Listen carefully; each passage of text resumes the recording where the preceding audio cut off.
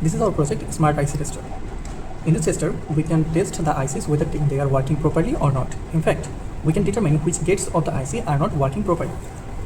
We can determine both digital ICs, analog ICs, and BJT. So now let's start checking.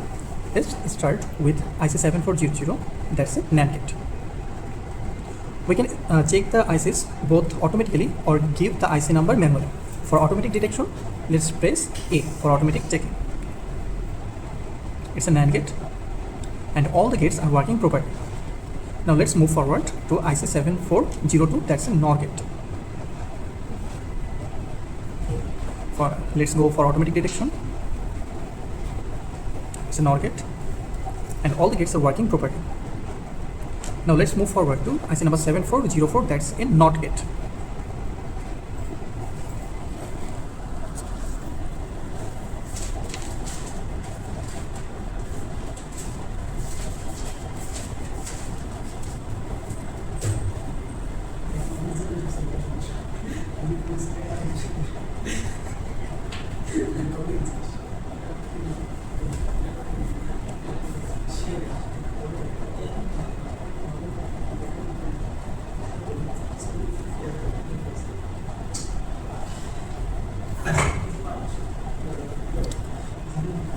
So let's go for automatic detection.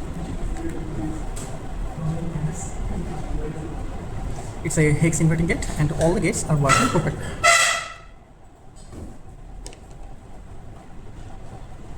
Now let's check IC7408, that's an AND gate.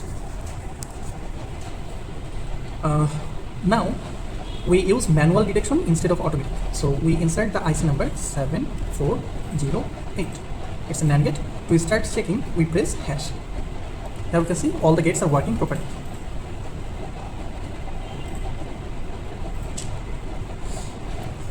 Now let's go to check OR gate, that is IC number 7432.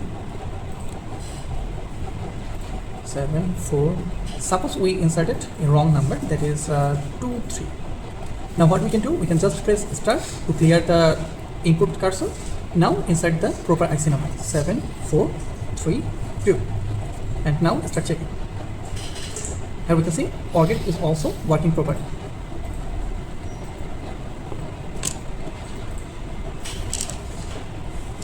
Now let's check XOR gate, that is IC 7486. Now we can use automatic detection.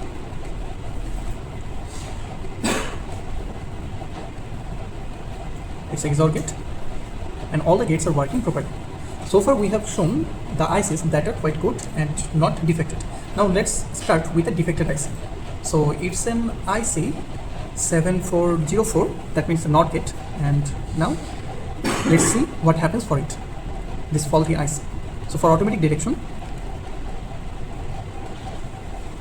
it's a hex inverting gate, but its gate 3, 4 and 5 are faulty. We can also check it manually as the same procedure I have described before. It is 7404. Insert the IC number in keypad and let's press hash to start checking. We can see that G03, 4 and 5 are faulty. That was our 6 digital ICs that we can test with our prototype. Now let's go for checking analog ICs. Now we start with op-amp IC, IC741. We cannot detect the analog ICs manually because we have integrated and we have done the port minimization for op-amp and 555 timer. So some of the gates are directly connected to 5-volt or directly connected to ground, some others. So since all the gates are not, all the ports are not working as the input port, we cannot implement in the same order. And in fact, sometimes if we mismatch the ports, the ICs just stops working properly or the IC gets corrupt. Now let's check for IC741, that is our op-amp. So we insert the IC number manually, 741, it's an op-amp IC. Now let's check. This op-amp is working properly. Now start with a faulty op-amp.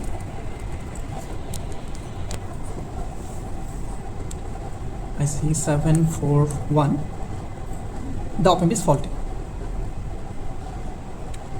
Now start check timer, 555 timer, since we have turned port optimization, we have to invert the timer port so that we don't have any issue.